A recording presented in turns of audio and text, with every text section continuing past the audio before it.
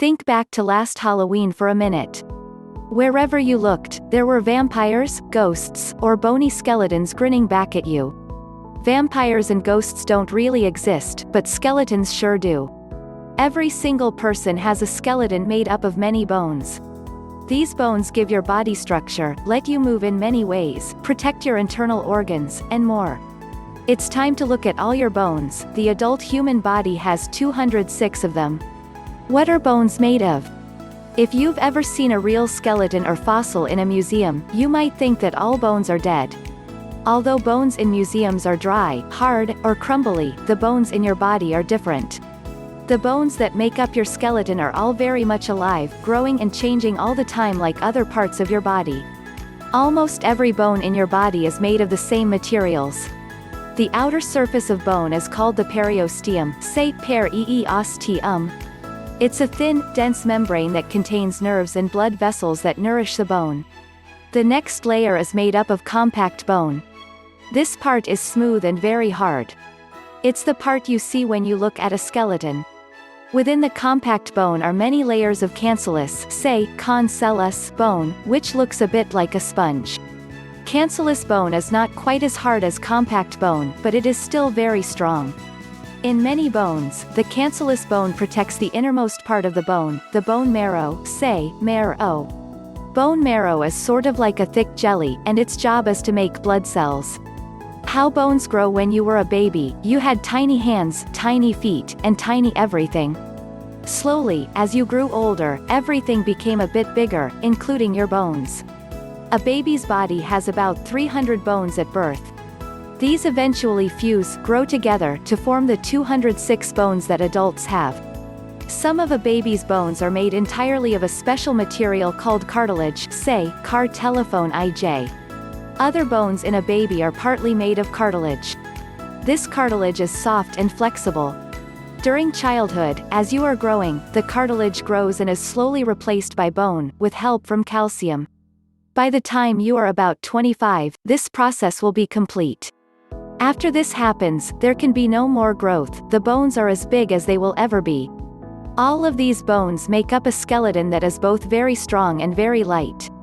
Your spine is one part of the skeleton that's easy to check out. Reach around to the center of your back and you'll feel its bumps under your fingers. Bones skeleton.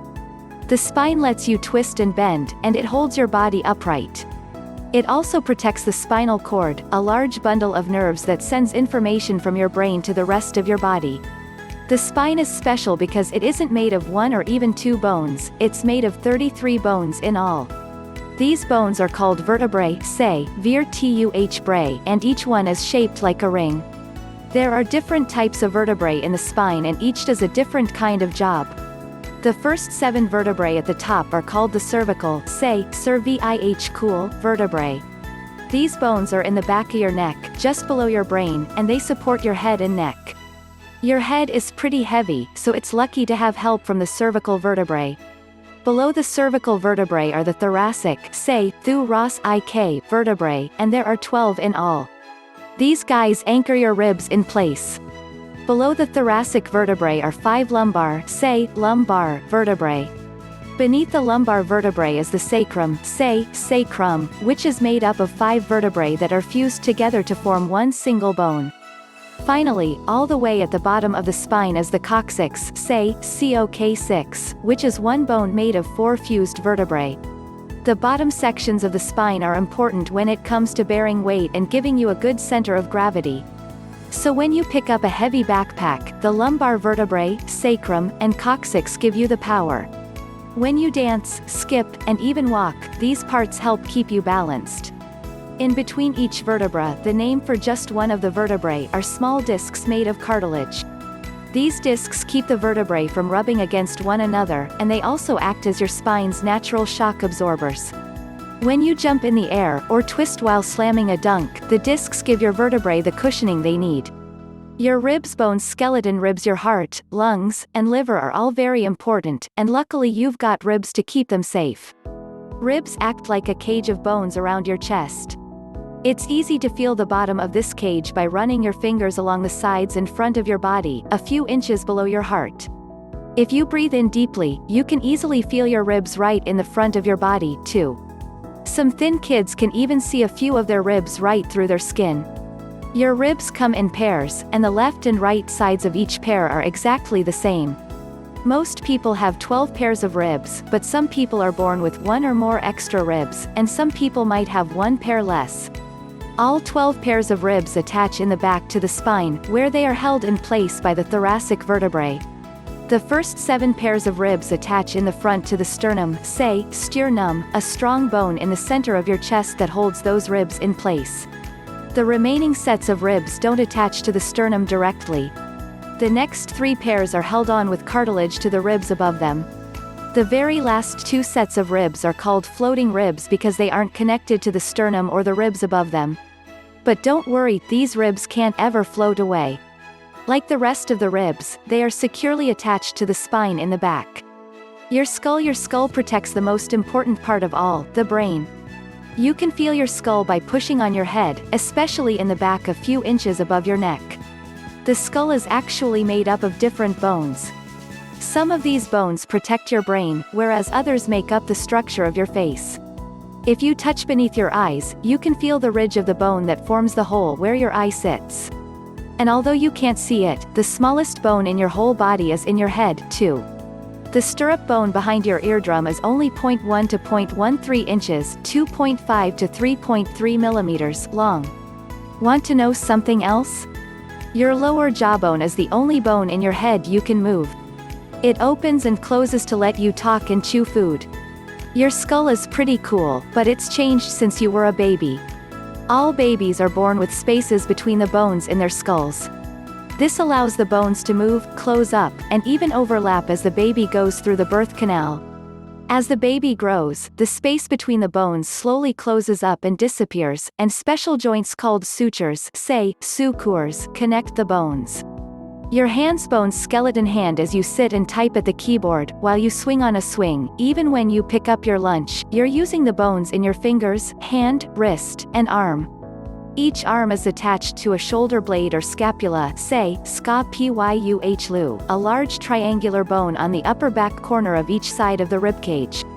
The arm is made up of 3 bones, the humerus, say, hyomuh, which is above your elbow, and the radius, say, radius, and ulna, say, ulna, which are below the elbow.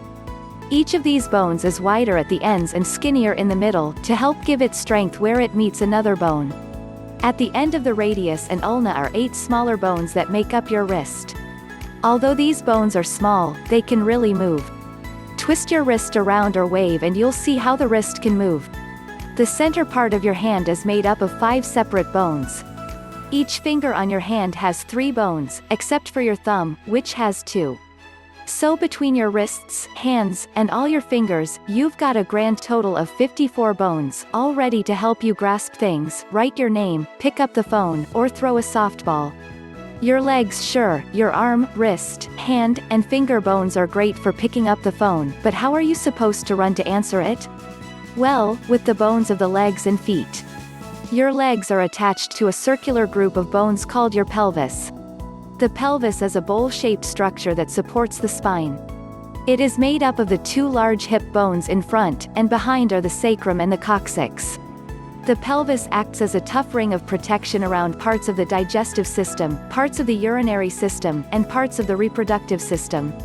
Your leg bones are very large and strong to help support the weight of your body. The bone that goes from your pelvis to your knee is called the femur, say, femur, and it's the longest bone in your body.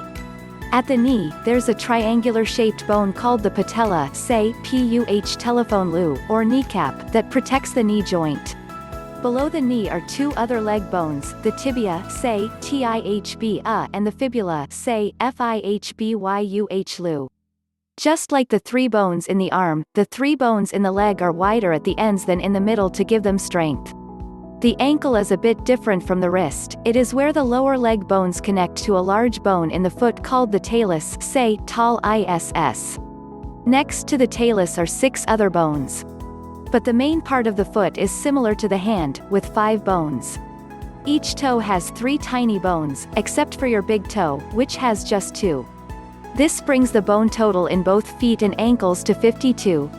Most people don't use their toes and feet for grabbing stuff or riding, but they do use them for two very important things, standing and walking. Without all the bones of the foot working together, it would be impossible to balance properly. The bones in the feet are arranged so the foot is almost flat and a bit wide, to help you stay upright. So the next time you're walking, be sure to look down and thank those toes. Your joint's the place where two bones meet is called a joint. Some joints move and others don't.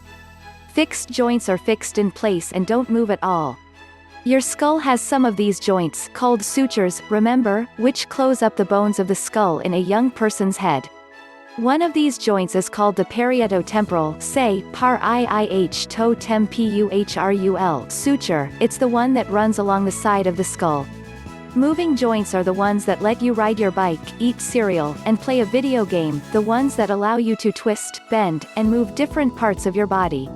Some moving joints, like the ones in your spine, move only a little. Other joints move a lot. One of the main types of moving joints is called a hinge joint. Your elbows and knees each have hinge joints, which let you bend and then straighten your arms and legs. These joints are like the hinges on a door. Just as most doors can only open one way, you can only bend your arms and legs in one direction. You also have many smaller hinge joints in your fingers and toes. Another important type of moving joint is the ball and socket joint. You can find these joints at your shoulders and hips.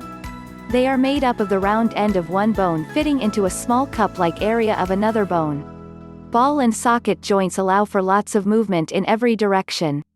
Make sure you've got lots of room, and try swinging your arms all over the place. Have you ever seen someone put oil on a hinge to make it work easier or stop squeaking? Well, your joints come with their own special fluid called synovial fluid, say, SIH-NOVL, that helps them move freely. Bones are held together at the joints by ligaments, say, LIHGUH mints, which are like very strong rubber bands. Taking care of bones. Your bones help you out every day, so make sure you take care of them. Here are some tips.